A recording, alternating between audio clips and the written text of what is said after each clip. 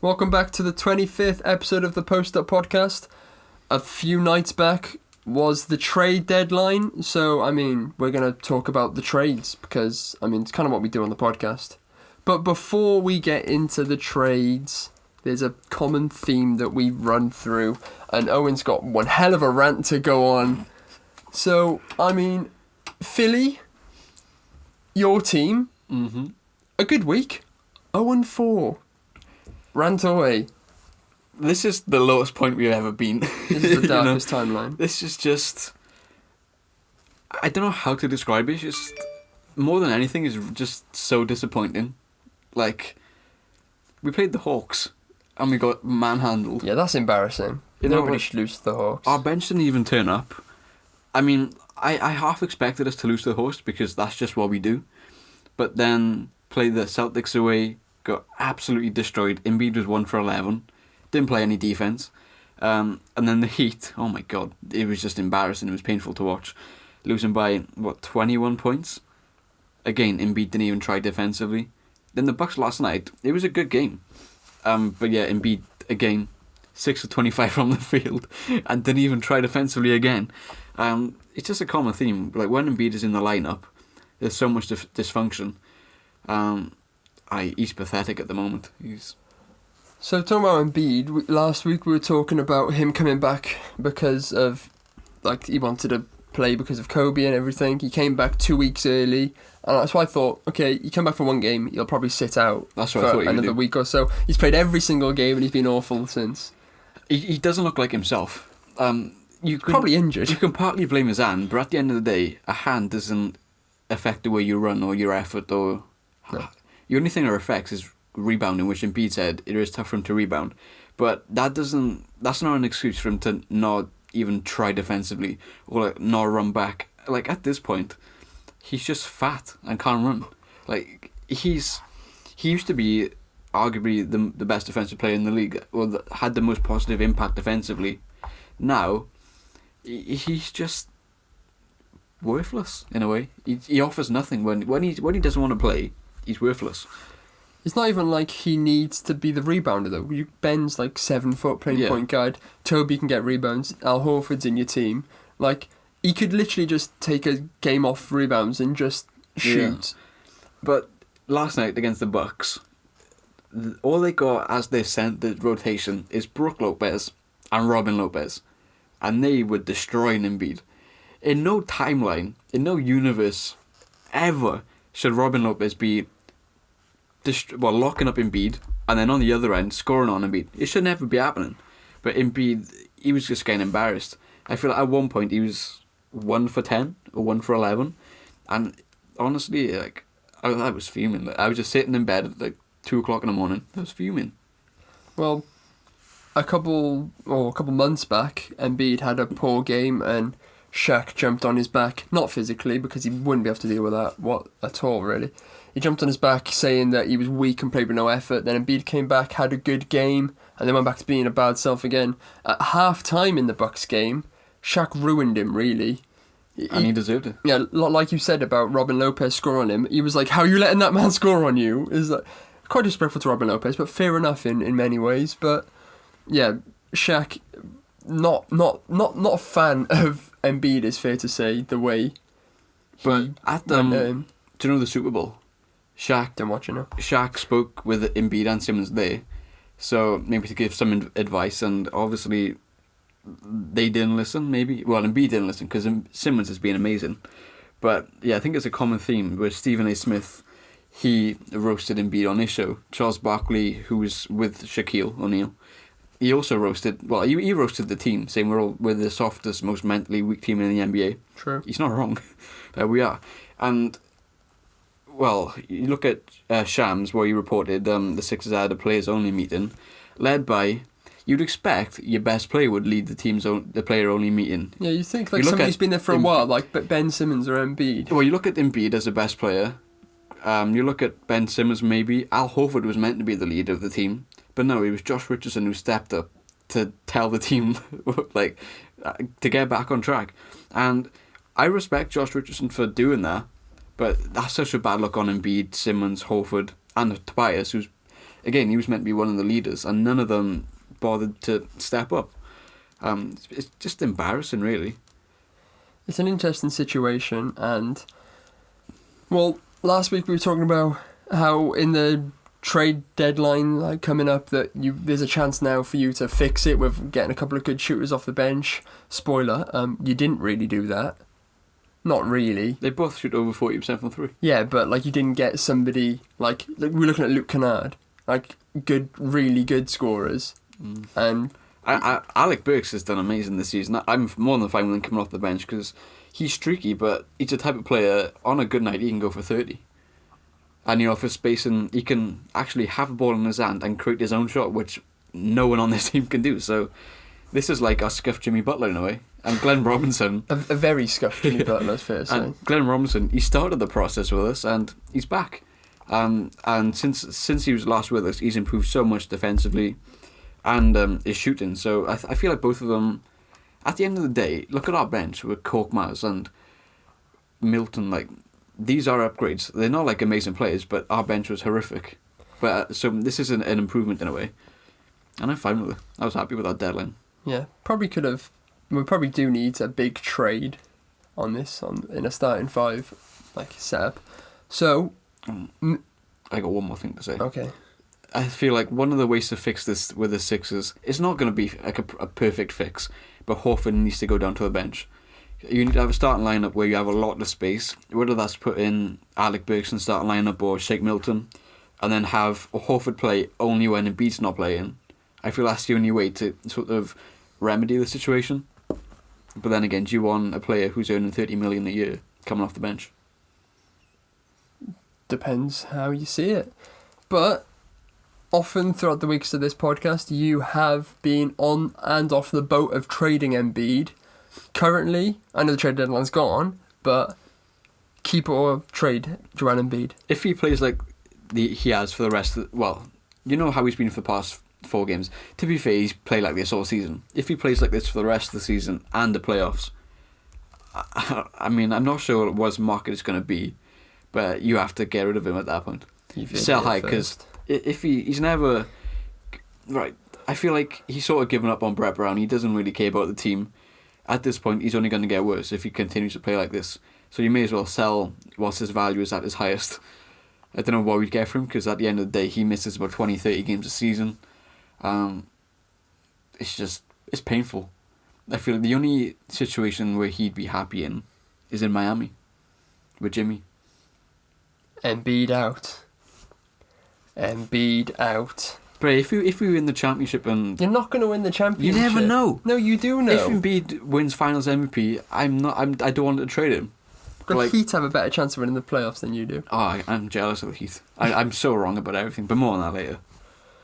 Well, from one really bad week to, I can't even say a really good week. We played 3 teams that we should have battered, and we just about beat 2 of them. But I mean, we played the Hawks and we lost. Yeah, true. But OKC, we played Sacramento, Phoenix, and Cleveland, and win. Must be nice. It is nice. I mean, I don't expect to win. Well, I expect to win these 3 games, but at the beginning of the season, like I've said every week, didn't expect to get into the playoffs. We're in the playoffs. We're comfortably in the playoffs. The way that Houston are throwing around players, we might even overtake Houston. I'd love if we finished above Houston. That would be incredible. But Sacramento blew them out by 20. Legret's Dort put up 23. One of my favourite players. I love him. Defense, offense, hustle, just running, everything. He's got legs, he's got arms, he's got all the things you need. We beat Phoenix. I mean, everybody scored over 20. Not everybody. I mean, like Gallinari, Schroeder, and CP3.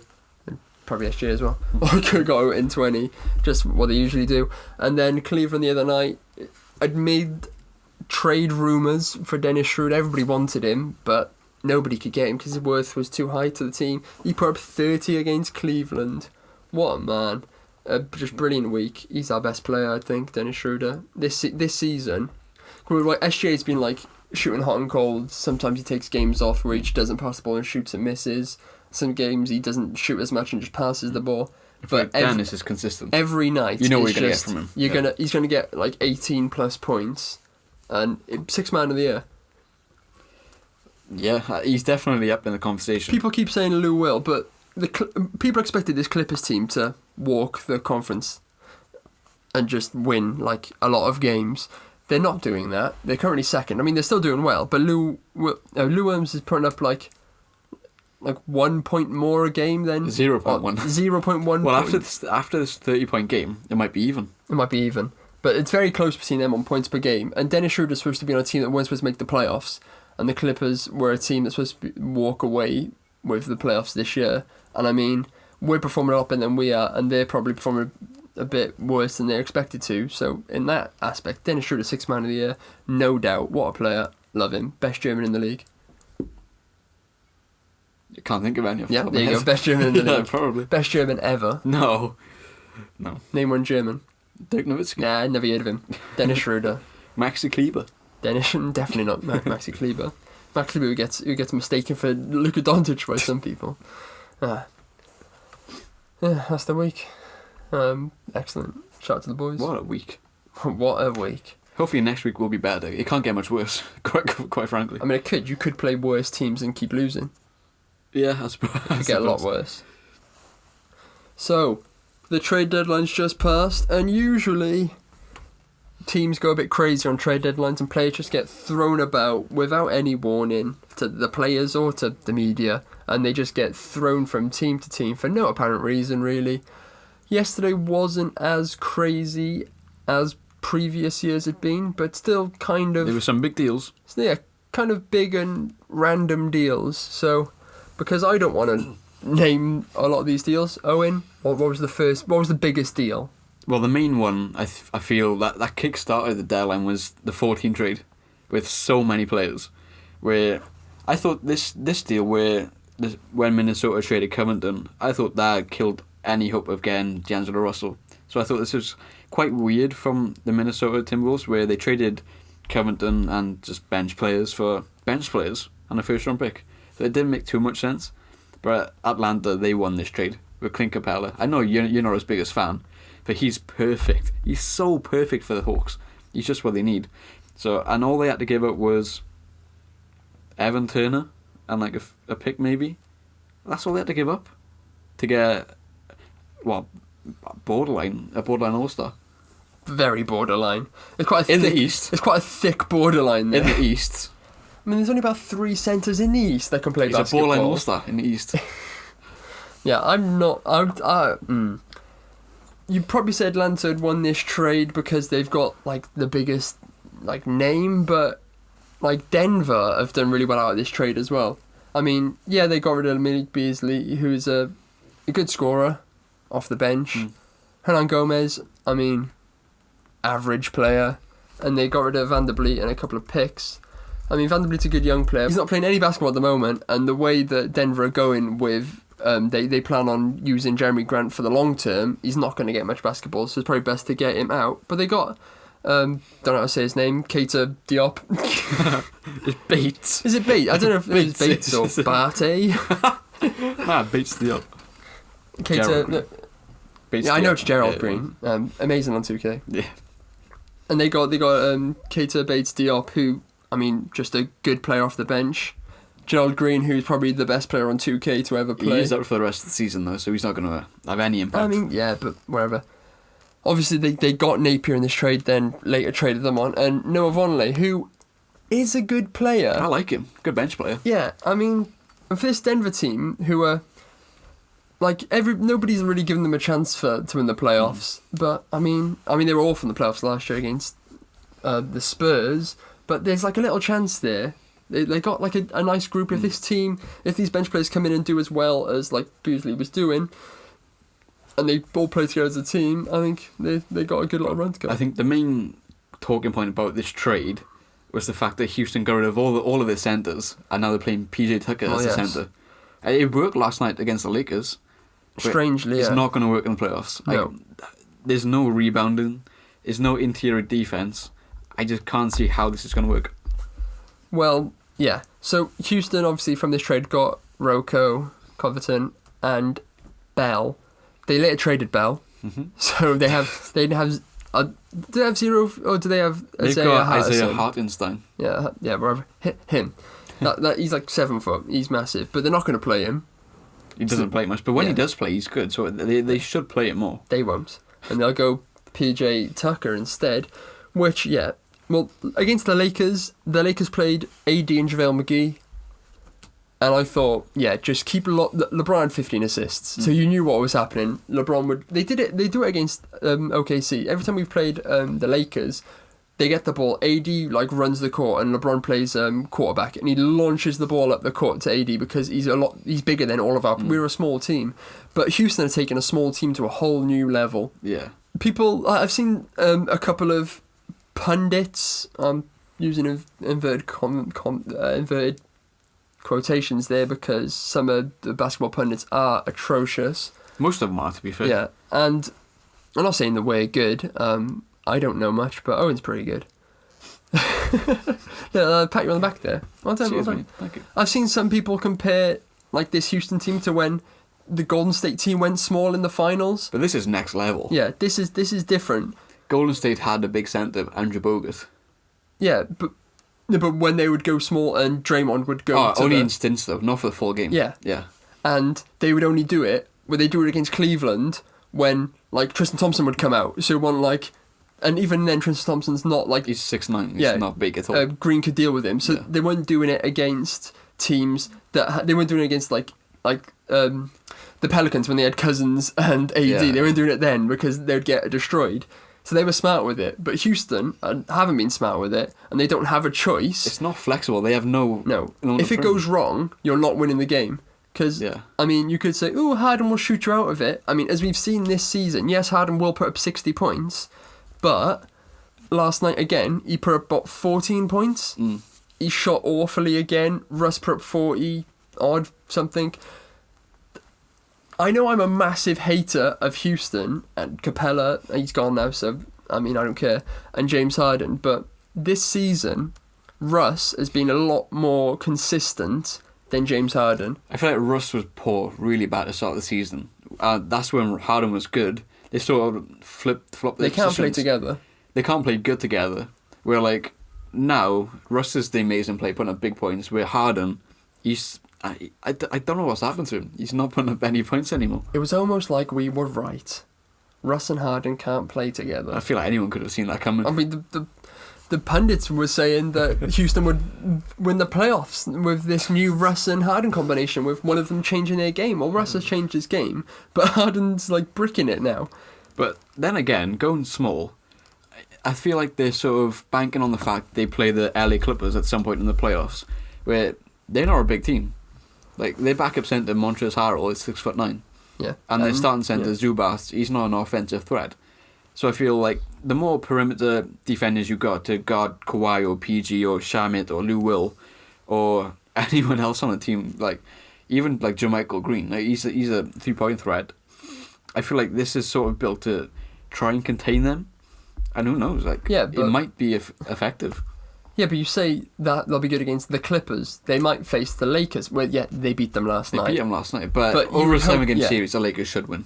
What annoyed me in the Lakers should win anyway, whether Capella's on the team or not. JaVale McGee put up 4 points. How tall's JaVale McGee? Like 7'1"? Maybe. He's playing against PJ Tucker. He's a strong defender. I know, but just hold the ball up here. Put the ball over your head, and PJ Tucker's not touching the ball. And then he's either going to foul you, or you just drop the ball and then... like, what? It'll only work against the Clippers, possibly, but then, like, you have to have good defenders on...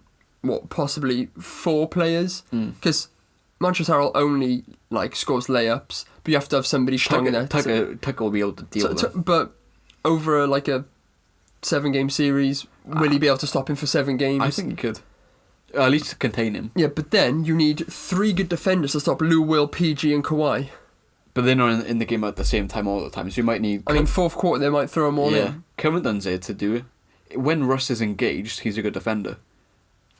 When he's engaged. But you know what Russ's emotions are like in the playoffs. Yeah. I mean, we watched it with Dame, and Dame absolutely ruined OKC. Yeah.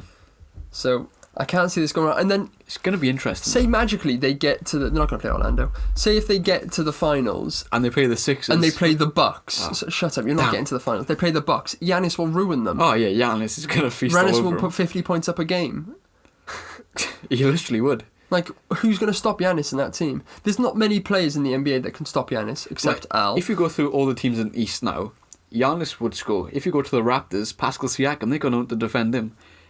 The Sixers Jimmy Butler. I know the Oh, Sixers aren't going anywhere. They're not going to do anything. But our lineup is everyone is 6'9" or taller apart from Jay Rich. So, like, who's going to guard all our players? Who else? Boston Celtics. I mean, they should be able to defend the Celtics fine. Because they got no interior presence at all. So, yeah, they're not going to win. No, I get if they wanted to do this whole small thing to try it, but... At least have a backup plan. Yeah, just don't trade every centre you have. I saw a report saying Daryl Morey, the general manager, he was convinced the Sixers would buy out Kyle O'Quinn, and that's who he was targeting to be the centre or backup centre. Oh, he's going to fix everything, didn't he? Now I've had the pleasure of watching Kyle O'Quinn play all season long. He's only good for about 2 minutes, and that's the most minutes he can play. Well, it's He's that useless. famous clip of him on defence. Against Embiid, where he just puts his hand up in the air and Embiid rolls around him. Yeah. So, yeah, if they want that, then good luck in your first round knockout, mate. Like, have fun. Yeah, they need a backup plan if this has any sort of chance of working. But all they got is a young German in Hartenstein, and that's all they got. He's pretty good on 2K. He's good in real life too. He just doesn't get minutes. I mean... But like, they got Jordan Bell in the deal, and then they got rid of him. He's the centre. And they traded him for Bruno Caboclo, who is taller, but he's a small forward, power forward. So... Yeah, much more like a small forward than a power forward. He's Yeah. a bit like Rocco, where he can play small forward and power forward, but Rocco's probably more suited to power forward than Caboclo Do you think? is. Yeah. Like, Caboclo's Caboclo's too... big. Have you seen Covington? Covington's like a twig. Yeah, What? Covington's skinny. Yeah, so is Caboclo. He's Caboclo's not muscly. He's got bigger now. Is he? Yeah. Not the days when he was shooting lights out for Memphis against No, he's OKC. he's bigger than Covington at least. Is he? Oh yeah, Covington's tiny. I thought Rocco was quite Covington's chunky. the original tiny dog. Oh, don't be throwing out tiny dog like that. There's only one tiny dog. One of the other more impactful trades, it's not a big trade, but we briefly touched upon it with the Sixers, adding some important bench pieces. It's not going to fix our problems like completely, but at the end of the day, we need shooting and we need players who can create their own shot, and we got that. If only it was Luke Kennard and Langston Galloway. That would be amazing. But Kennard is injured. He's been out for ages. So maybe he wouldn't be able to help us this year. Well, these two players we got, they're on 1 year contracts. They're going to leave us in the summer. So they're just going to help us, aren't they? Like Ilyasova and Marco Bellinelli did a couple of years ago. Yeah, I've got nothing to say about that trade. Philly going to get swept by Orlando. Orlando, Toronto, literally anybody in the East will sweep them. Except... No, anybody in the East will sweep them, sorry. Obviously, this season has been very interesting for Iguodala. He's played no games, and it seems like he's kind of refused to play any games. And a couple of days back, there was a bit of beef on Twitter. A couple of the Memphis boys were kind of airing him out on social media. Ja Morant was liking tweets, anti-Iguodala tweets. Dylan Brooks was saying that they don't want him there because he doesn't want to play in interviews. It was all kind of hostile. Ja Morant got into some beef with Steph Curry, which he then later replied saying he's still a fan, but he's not scared of him. He's little. Probably because he's got a broken hand as well, so he probably can't throw any punches. But Steph Curry for life. Ballers for life. But finally, Iguodala got his move, and probably I'm devastated. Perfect move. A Philly legend, I guess you could say, started his career with Philly. He's in the post-Iverson era, he was our first superstar. And to see him go to Miami now, where, let's be honest, that's a perfect fit for him. It's a perfect culture. And, Miami, I'm jealous. I remember talking bad about Miami before the season started. Man, I was so wrong. I've never been more wrong in my life. I was convinced this team would get the 8th seed. You did say Nickeil Alexander-Walker. We didn't talk about that. I forgot about that. Yeah, let's forget that. You've been wrong quite a few times this year. Only 2 things. But no, this Miami team, they're good. and they're built for the playoffs as well. Like they're gonna have success. And they got Jay Crowder as well, which is such a good acquisition. Yeah, if he doesn't do what he did against the Knicks and start stealing the ball with seconds remaining, shooting stand fights, if he doesn't do that, then yeah, great player. I'm a fan. Solomon Hill, even him, like they're all big players who can defend the perimeter. And like this makes me terrified because they already locked us up the other day. I know they had these 3 wing defenders. If we get the 6th seed and Miami get a 3rd and we play them in the first round, we're getting knocked out easily. Yes, I'd love to watch that matchup. I wouldn't. No, but you're a Philly fan, so yeah. I bet you're jealous that you didn't buy a Miami jersey now. I got my Jimmy Butler jersey from Miami, and I'll be supporting the boys in the playoffs. Nice. But with Miami now, they added another young piece to their core, Justice Winslow. And did you see what Dylan Brooks said about Memphis? You said Miami. Oh, did I? Yeah.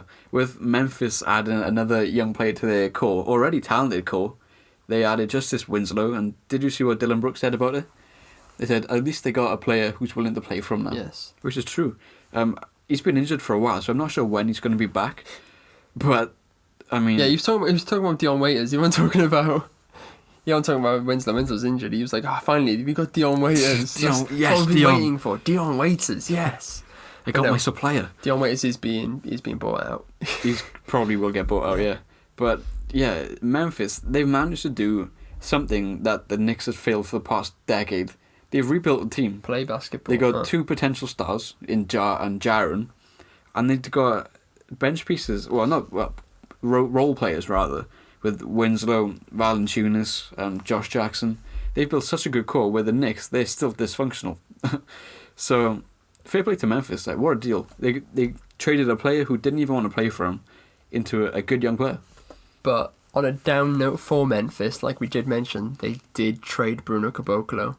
I was pretty sad, but they got Jordan Bell, which decent player. He's a good fifth. I like it. Yeah. Well done, Memphis.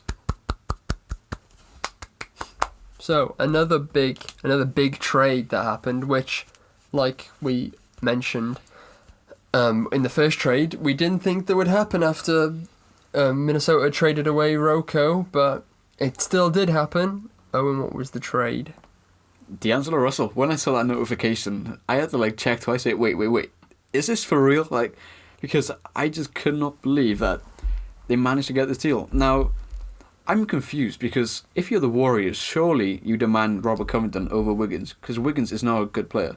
To be fair, he is averaging 23 points, but I mean, when Steph and Clay are back for next season, you need a small forward who's going to defend and cover for Steph to defend. Really, you don't need another player who can only score. But that's what Wiggins is, unless they unlock a brand new side of him which none of us know ever existed. Unless they trade Wiggins. And what would they get for him, a bench player? It's weird.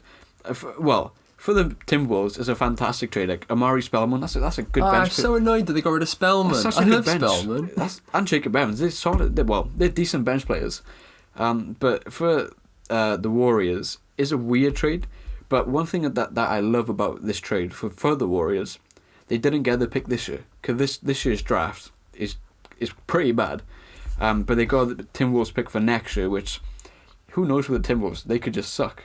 Probably, yeah. And next year's draft class is so much better. So that's the only shining part of the trade for the Warriors. Otherwise, it's just confusing. Why did they think Wiggins was the right player for them? And how was that the best player they could have got? Because surely, if they went to the Sixers, they could have got Tobias Harris. So if they went to the Knicks, they could have got a bigger load. Why would they want Tobias Harris? He's better than Wiggins. Nah, come on, you got to give us that. You got to give us that. Ooh. Well, this trade, you say, doesn't really. It kind of does make sense From the Warriors' perspective. Yeah, it's weird. No, because with obviously this season, Curry and Clay are injured, so D'Lo's the only man. But when they're back, Clay's already said he didn't really want to play small forward, and D'Lo's not going to play small forward. So the only lineup you could have all three of them in with, because D'Lo wouldn't want to come off the bench, it'd be Curry at point guard, D'Lo shooting guard, and Clay at small forward. Clay doesn't really want to play small forward. We don't know how good he's going to be after his knee injury. We don't know if he's still going to be how good defensively he is. So obviously being a small forward then is a more difficult job for him. and he's not like hasn't got the height to deal with many small forwards in the league. Well, he's like 6'7". Is he? I thought he's like 6'5". No, I don't know how. I don't know how tall people are. 6'7", maybe. Well, yeah, but he's okay. But he's not like athletic. No, enough he's to, not like, stay in athletic to front of deal big with guys. like a Giannis or. Oh no way, no. He's more like he'd lock up Tobias Harris. Oh, that's not odd, is it? I think I would lock up Tobias Harris. But yeah, so from that perspective, it makes sense because Wiggins can play small forward. Obviously, Rocco would have made so much more sense, and I said they would have won the championship next year with Rocco, Clay, and Steph. But like you said, if they do unlock something out of Wiggins defensively, and then he can put up like, I don't think he'll get the shots to average 20 points next year with Steph and Clay. You never know. Depends what type of Steph and Clay come back. But for the rest of this season, he's going to have all the shots he wants. Oh yeah, he's going to enjoy the rest of this time. He's going to channel his inner Kobe. Let's remember, he was dubbed the next Kobe Bryant when he was drafted. He gets to channel it. And in Minnesota, like he'll shoot wherever he wants, but then he's got Cat shouting at him because Cat I feel like every week Cat comes out and says he's fed up with losing, and then they're on like a 12-game losing streak. Like that. It's like every week Cat complains about losing. He's happy he's got his mate D'Lo in now. They'll probably keep losing, and they're going to end up hating each other. Yeah, D'Lo's a much better player than Wiggins, but it's not enough to fix things. They're still going to be bad, but it's a better fit long term for Golden State if Wiggins plays like a proper basketball player. But looking at that first round pick in 2021, is there a good small forward in there that they could grab? Possibly. I mean, but at the moment, is that too early to tell? But like, there's prospects there which, if they continue on their path, they're gonna be good. Who are the big names? Like now, like I know it's like difficult to tell. Yeah, if the Golden State doesn't like, if they don't like Wiggins and they want to get a new small forward, which could happen. It could happen. They're quite deep in next year's draft in small forwards with Terrence Clark, who's going to Kentucky, Jalen Johnson who's going to Duke, Jalen Green. He's I know him. He's also been dubbed as the next Kobe. So very athletic. Any of those could work out, but I mean it's way too early to tell at the moment. Yeah. But one thing which I was really interested in, that one of the local news outlets in San Francisco, they said the veteran players from the Warriors pressured them into trading D'Lo because they don't like him. And they add that article with a picture of Draymond Green. So I feel like they're subtly hinting at something there. I'm not sure, Funky. but I mean Steph and Clay seem like nice guys, so I can't imagine them moaning about D'Angelo. Steph does, but he seems like he looks like a nice guy, but he also wants to win. So you'll see that like maybe D'Lo's like he's not going to be the way that they can win. So he'd be like he wouldn't do it in like a mean way. He'd be like, yeah, probably should trade D'Lo, you know, like you probably could get something a lot better. Like you do it slyly. But I love you, Steph. But it's crazy. This is all they could get for D'Lo. It's mad. Yeah, it's crazy. I mean, it's a decent pick. But like they had no reason to like trade him now. You know, they could have just waited till the summer, and who knows where they could have got. Kawhi Leonard? No, definitely not Kawhi Leonard. Right, who knows that? If the Sixers have a complete meltdown, they could get him beat. Yeah, one of the, in my opinion, the most confusing trade of the day.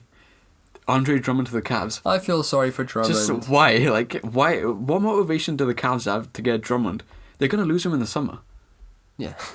And they gave up a draft pick where they are a rebuilding team. They need draft picks. A second round draft pick.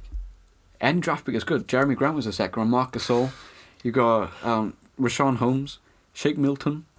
I'm just naming Sixer players because that's all I know. Yeah. Draymond Green was a second round pick. And he'll tell you about that. Yeah, he knows everything about second round picks. He knows about that draft. Nikola Jokic was a second round pick. You can get Horton Tucker for the Lakers. He was a second round pick. Oh, he's not very good though, is he? No. You can get talent in the second round. So and this is a Cavs pick, so it's going to be high. I think it's a Cavs pick. If there is a Cavs pick, it's going to be high. So why? You basically passed up on Draymond Green. How potentially. How should you feel now, Cleveland? Idiots. If Drummond stays, then maybe is okay. But at the end of the day, they've still got Tristan Thompson and Larry Nance at centre. What are they doing with them? And now their starting front court is Kevin Love and Drummond. Where's the defense? Yes. Where's the defense? Imagine the amount of corner threes Kevin Love's going to be allowed to shoot now. And now, like the Cavs, they got no future. But they've locked away their future by investing all of their money in Tristan Thompson, Andre Drummond, and Kevin Love. what are they doing? There's no direction.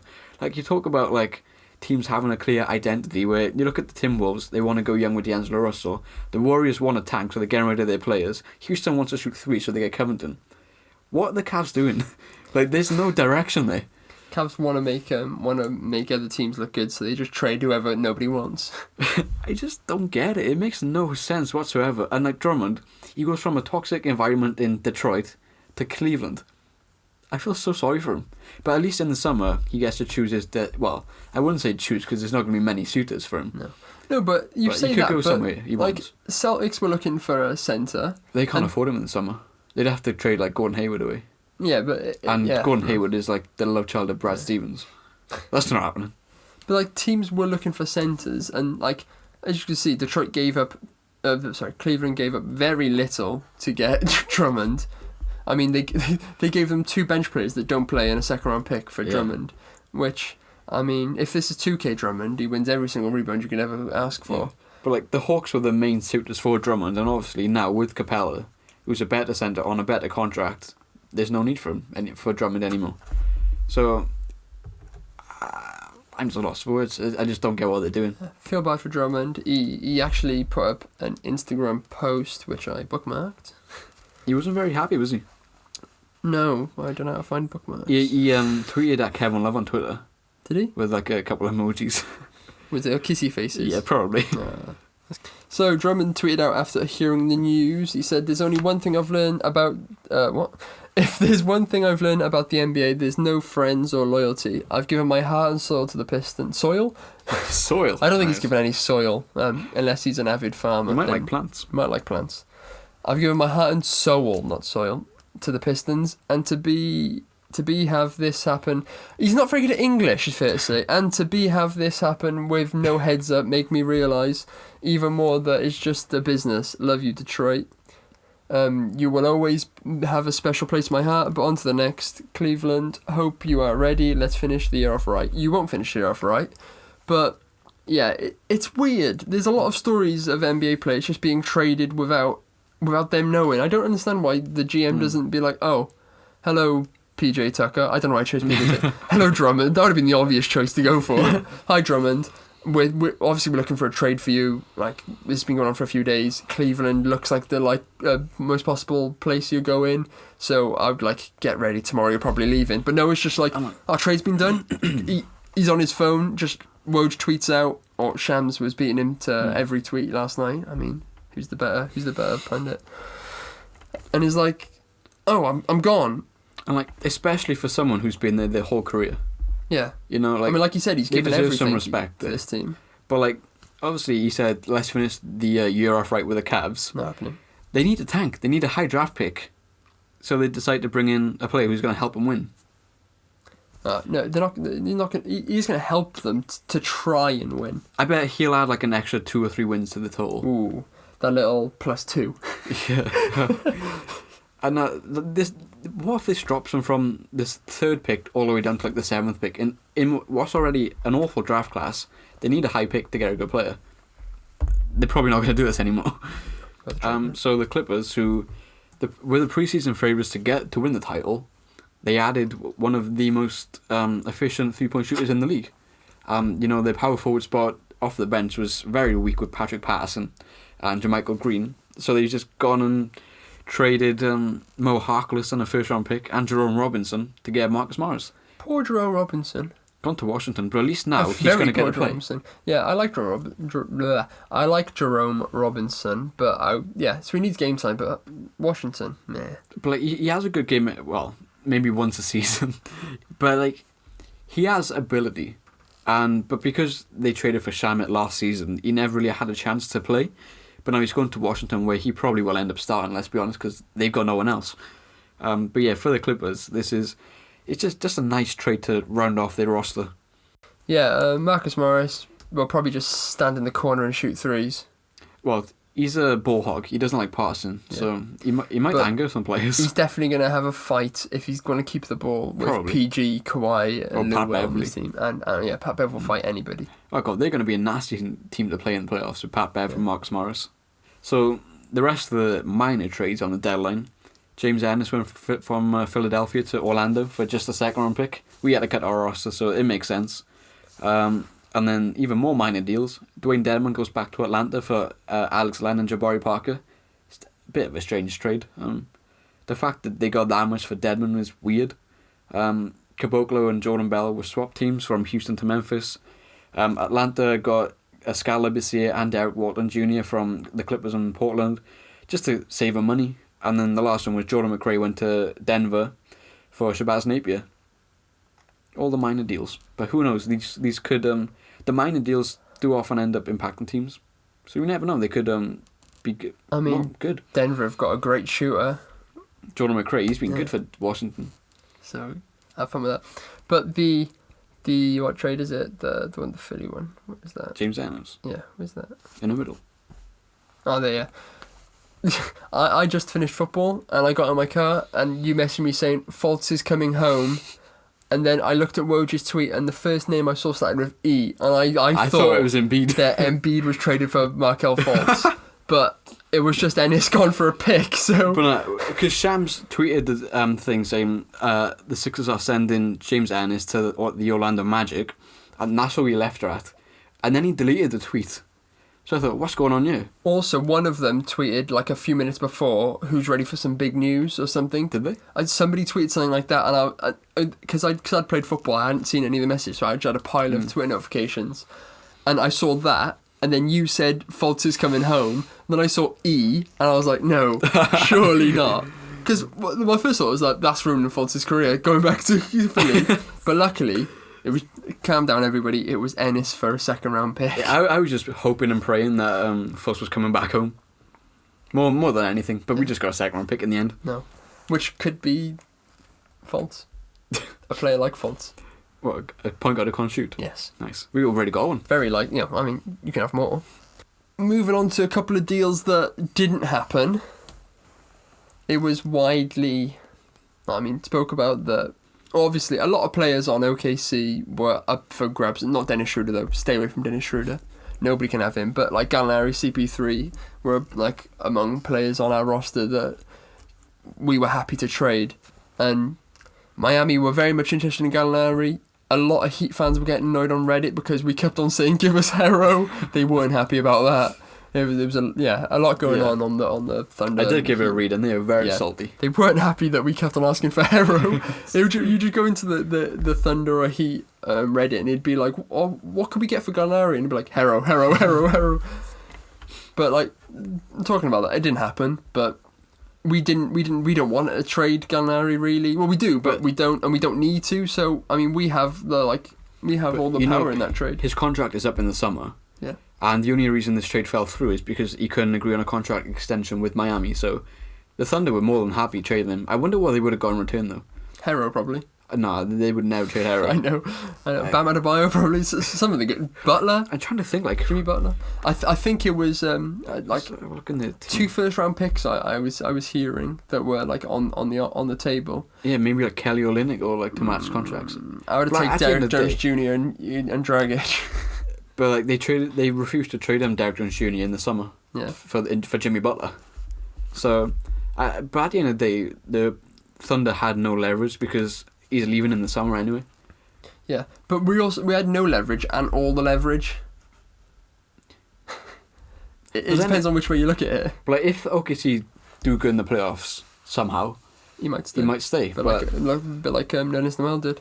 But like a report did come out saying that Gallinari is happy to stay for the rest of the season just because they are doing well. They were saying if the Thunder were like out of the playoffs, he would have demanded the trade and like pushed out. Yeah. So, well done for winning. You get to keep one of your better players. I don't mind. He'll help us. I don't think we'll get past the first round, so I didn't mind if he left or stayed. He's not a player like Chris Paul, Schroeder, SGA that I like really want to keep because I really like them. So like I always thought he would leave by now, but he hasn't. He stayed. Happy. Don't really care. Another trade. A lot of teams were interested in Kyle Kuzma. I don't know why. The Knicks wanted him. And loads of others. Sacramento wanted him. Basically all the rubbish teams. But he stayed as well. Don't know why. I suppose LeBron might have forced him out, but he didn't. I was quite shocked he stayed in the end. His agent is the new guy who's in charge of the Knicks. So I thought maybe they could swindle a deal there. But also they were talking with the Kings for Bogdan Bogdanovic. And that would have been such a good trade for LA, but now they have the privilege of keeping Kuzma. Well, yesterday, before all these trades happened, we were talking about... Because I didn't have a nightmare, but I had a very bad vision of us trading Gallinari for Kyle Kuzma. Trading Gallinari and Dennis Schroeder away and getting in Kyle Kuzma and picks from the Heat. Because the Lakers wanted Dennis Schroeder. That didn't happen because... the Lakers said OKC's worth for Schroeder was too much and they didn't want to get rid of AD, which obviously I assume we were demanding AD because Dennis Schroeder stays. So all I could think, I was sat there thinking the deadline's in about 6 hours. I can see us trading Dennis Smith Jr. Dennis Smith Jr. Oh, take him away. Dennis Schroeder for Kyle Kuzma and Gallinari for picks, and it was not a good vision to have. But luckily everybody stayed, and Kuzma stays in LA. But I would have taken Dennis Schroeder for Kyle Kuzma and then Gallinari for Hero and Dragic. You would have done that? I'd have accepted that, I think. Wow, I didn't think you'd want to trade Schroeder for anything. No, I don't, but Dragic off the bench and Tyler Hero, another amazing shooter. That shocked me. That really shocked me. I don't know. It depends how we're all... But I think Dennis Schroeder's my favourite player. player. Could I interest you in some Tobias Harris or Al Horford? No. Schroeder stays. Schroeder is my favourite player, but I do like... I don't think I would like that trade. You wouldn't. I don't know. I like Tyler Hero. I feel like you'd come around to it over time.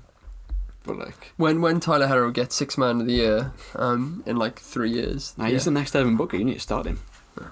We can have Devin Booker as well. Imagine Shai with Tyler Hero. Yeah, that's what I was saying. Perfect.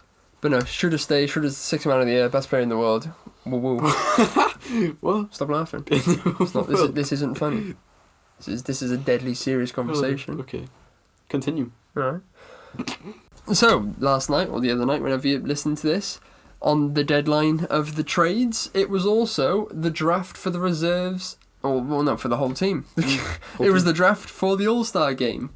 And obviously, LeBron James against Giannis, I'm not going to say his second name, Kumbo, are the team captains again this year. And, Owen, read out the teams. So basically, Giannis went for an Eastern Conference theme, whilst the LeBron chose mainly Western Conference players. Where you look at the teams, and LeBron's team is far better. He's got Anthony Davis, Kawhi Leonard, Luka Doncic, James Harden, Damian Lillard, Ben Simmons, Nikola Jokic, Tatum, Chris Paul, Westbrook and Sabonis. He's got all the star players, but Giannis, he just has a bunch of hard-nosed players. Honestly, I think they're going to win. Where he drafted Embiid with the first pick for some reason, I don't know why. He chose the other Cameroonian, Pascal Siakam, Kemba Walker, Trae Young, his teammate Chris Middleton, Bam Adebayo, what a pick. Rudy Gobert, Jimmy Butler, Kyle Lowry, Tiny Dog, and Donovan Mitchell.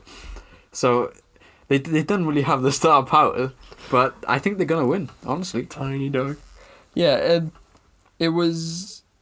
Giannis really wants to win this one. He lost the last one last year to LeBron, and you could tell when they were talking, he really wanted to win this one. He didn't pick James Harden because he said he wanted somebody who could pass, and then referred to Kemba as the step-back king. Yeah. So that's much disrespect to James Harden there. And I love it. I love you, Giannis.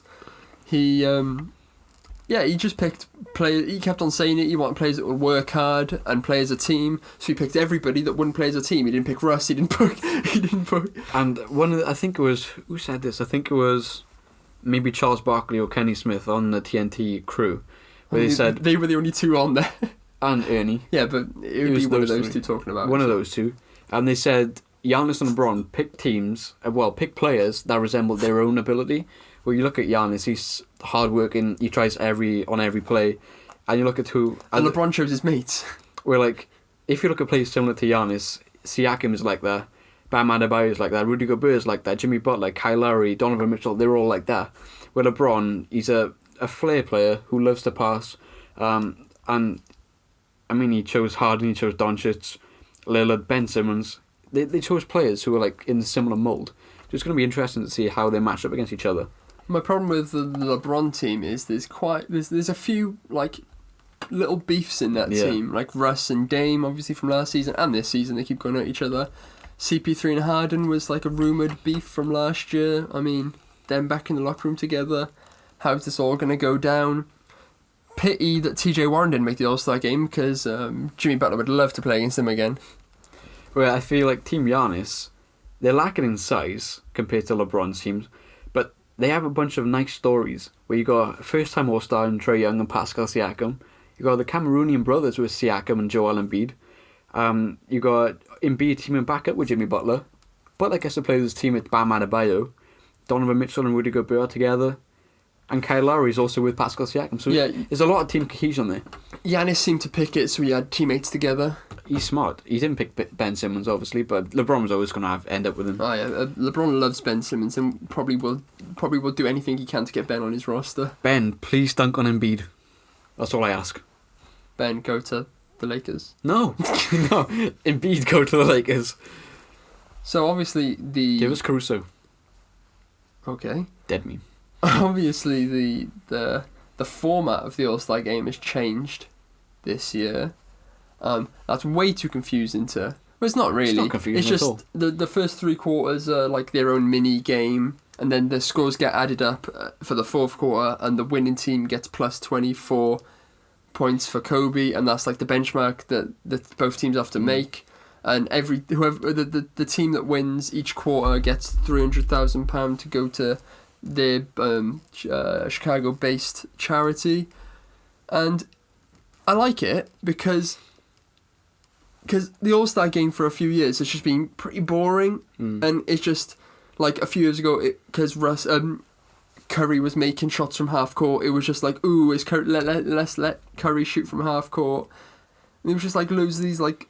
It was kind of just like memes people were playing out. Last year was pretty boring. There was no defense. I feel like this year, they might get players to want to like try and win. I know they want to like honour Kobe, but like they could have chose a better way than doing this. Only 24 points in the fourth quarter.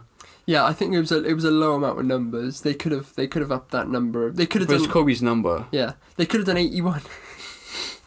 Like it's an All-Star game. I just want to see a game. I want to see points. I want to see people try. And because this year there's so many first-time All-Stars, where Siakam, Trae, Adebayo, Rudy Gobert, Brandon Ingram, they're gonna try. Like Jimmy Butler and Kyle Lowry, players like that, they're so prideful. They're not just gonna give up points. They're gonna try their hardest to win. So I feel like defense isn't gonna be as big of an issue this year because these first-time All-Stars are gonna want to like show people, hey, I'm serious about this. But like the 24 points in the fourth quarter thing, I'm not a fan of it. No, they could have upped that number. Or just not do it at all. Yeah. Why didn't they do this for the Rising Star game where nobody watches? Like somebody watches. Some right, people. the players' parents watch. But yeah, I just want to see a game. I don't want to see like anything added to it. I just want a normal game of basketball with the best players in the world. So there's not just the All-Star game over All-Star weekend, there's also the skills game, the 3-point contest and the dunk contest. In the skills game we have Bam Adebayo, Patrick Beverley, last year's champion Spencer Dinwiddie, Chris Middleton, Domantas Sabonis, Pascal Siakam and Jason Tatum. D-Rose's supposed to be playing, but apparently he's going to pull out. I don't know if he is pulling out. I don't know who's going to come in for Derrick Rose. Nobody's in there at the moment, but who do you have winning the skills game? Obviously, Dinwiddie won it last year. Who do you think is going to take it this year? I got it there. Okay. So let me just start off by saying, why is Bam Adebayo in the skills contest? Yeah, you can't make threes. You need to hit a 3-point shot, and he's never. Well, he's probably hit one in his career, but he's not a shooter. But he's good at doing everything else. Remember last year with Tatum, his amazing game-winning shot to win the challenge. This year, I'm gonna go for Spencer Dinwiddie. Just Get because 2 years in a row. That passing drill, only point guards can really do that. Or you can do the Embiid method and just chuck all the balls at it, just so you can move on. But yeah, I'm gonna go for Dinwiddie again. I think I'm gonna go Pascal Siakam. Wow. I think I like to go for an outsider. This is like one of my favourite bits of the All-Star break. I love watching the skills game. It's on like first, so I'm like awake for it, and I'm like, yeah, it's always exciting. I think Pascal, he's fast. I think I fancy him. Not like that. I fancy him to win. Sus. Yeah, Pascal Siakam. So the 3-point contest is a strange one this year. Obviously, we said it's weird having no Steph and Clay in there. Yeah. Usually the boys are there and they do well. But it's Davis Bertans, Devontae Graham, Joe Harris, former champion, Buddy Hield, Zach LaVine, Dame Lillard, Duncan Robinson, and Trae Young. Who do you have? Where's Devin Booker? Well, Devin Booker's been kicked out of the whole weekend. He's not involved in anything. Did he turn down a thing? Because the fact that they chose Devontae Graham over Devin Booker is absurd. Well, who do you have winning that? I'm going to go for... I'm torn between Davis Bertans and Duncan Robinson. They're both so good shooters. Who do I choose? I'm going to go for Duncan Robinson. Just because you lit up the 76ers. I can see Zach LaVine shocking people. I think he's going to fail miserably. It could be one of those. But, any of these boys can win it, ironically, because they're all in there. But, I could see Trae Young just putting them... I could see Dame doing it. I could see Buddy Hield swishing them all down. Yeah. I don't know. Yeah, I shouldn't disrespect Zach LaVine. He can get hot. When he gets hot, he doesn't miss. I can't pick up... Because you're looking at a player that shoots well and shoots fast. Yeah. Who's got the quickest release there? Trae, maybe? Yeah, probably. I don't know. I can't pick a winner. One of them. One of those 8 men are going to win. No, you got to pick one. You can't take me to it. Trae Young. Trae Young's going to win it. No, Zach LaVine. Zach LaVine's going to win it. I'm going for Zach LaVine. All cards on the table. Now, the dunk contest. Now, last year, obviously Diallo won it. There was obviously Zion. We knew Zion was going to come to the league, so there was rumours of Diallo v Zion. People wanted Aaron Gordon versus Zach LaVine. There's so many good dunkers in the NBA we could choose, but the people we actually have in there, fair enough. Aaron Gordon, I mean he's still got it, but does he still got it to the extent of that legendary dunk contest in 2000? Couple of years ago, 16, 17, one of them. So yeah, he's in it. Dwight Howard's in it. Can't jump anymore. So I mean, good luck to him, but not the best jumper. Don't know what he's going to do. Sadly, he did say that him and Kobe were going to do something for the dunk contest, so that's not going to happen anymore. But I don't get why he's in this. He's not the same he was when he last did it. Derek Jones Jr., probably the biggest vertical in the NBA at the moment, so glad to see him in it, but there could have been so many better picks to go with him. I just don't get it. Zach LaVine was in a 3-point contest, but not the dunk. Yeah, and Pat Connaughton, I mean, he had a good dunk last night against the Sixers. He looks awkward dunking in the picture they have him dunking for the poster. So, I mean, I don't know why he's in it, but what we could have had was Zach LaVine, Derek Jones Jr., Zion, and Hamid Diallo. Yeah. Imagine how good that would have been. I feel it's more like people are turning down requests to do the dunk contest. Why? It's just a bit of fun in there. Yeah, when you look at the fact that the best they could get was Dwight Howard and Pat Connaughton. Surely people are turning them down. But who'd you have winning? Derek Jones Jr. That's who I go as well. He'll probably dunk over the tallest man in the building, and clear him, and they'll probably win it for him. You might do some nice 360 crazy stuff. I just want to see a crazy cool dunk. That's all I want. Yeah. Yeah, we look forward to the All-Star weekend in Chicago. Team of the week. I mean, I don't know, every week I try and explain what Team of the Week is. It's quite self-explanatory, isn't it? 5 players that have played basketball over the past week, but have done it better than the rest of people that have done it. We'll go player for player, but we've got the same first player, Dame Lillard, averaging about 50 points a game over the past 7 games. They've only played 3 or 4 games in the past week, but wow. Amazing. He's just on one of those streaks which you don't see too often. Yeah, sorry, I just cut you off. A couple of weeks ago, I did say Portland were the most disappointing team in the NBA because Dame has done nothing. He really shut me up, didn't he? I think he was watching. Hi Dame, your mixtape in the summer was pretty good. I can't wait for you to perform in the halftime show in the All-Star game. Hi Dame, thanks for listening, and yeah, I don't mind if he plays good now because we don't have, like, they're not like a threat to us, we're not a contender. So it's quite nice just watching players play good basketball, because I do like Dame Lillard. But people are praising him for putting up these points, but when Harden... he did do it. But when Harden does it... Harden dives! But, like, Harden does this to a better level and he gets slated for it. Dame does it by making baskets. What? Buckets. You get buckets. No, but... What does Harden do then? He shoots free throws. He still has to make them. Yeah, I know, but I could make 50 free throws a game. No, you can't. Yes, I could. Dame makes 3-pointers from the logo. Harden... Have you seen Harden step back? Shut up. Harden step backs and then falls over and then shoots 53 throws a game. Russ is the best player in Houston. Where's my Rush jersey? Talking about Russ, he's my next player. I mean, as I said, Harden recently, awful. Russ carrying the team. What a player. Yeah, I went for Troy, mainly because of how he manhandled us. In the first quarter against us, let me just say, the first quarter, the first 12 minutes of the game, he already had a double-double. He had like 12 assists and 12 points. But did he play the 12 minutes? Probably about 10 maybe. Yeah, okay. And then he finished that game with 39 and 18 assists. Wow. And his other Pretty games... high. Probably, yeah. I mean, yeah, it was. It was. I didn't check, because after that Definitely game I just went into hiding because I didn't want to see Trae Young, because he scared me. The other games, 34 points, 7 assists, and 38 points and 11 assists. What a week. Reminds me of a young Steph Curry. Better than Doncic. Oof. I don't know what that one. Alright.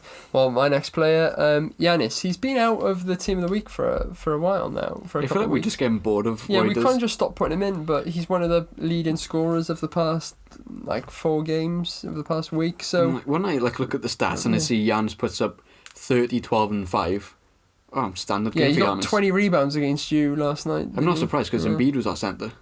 Yeah, so...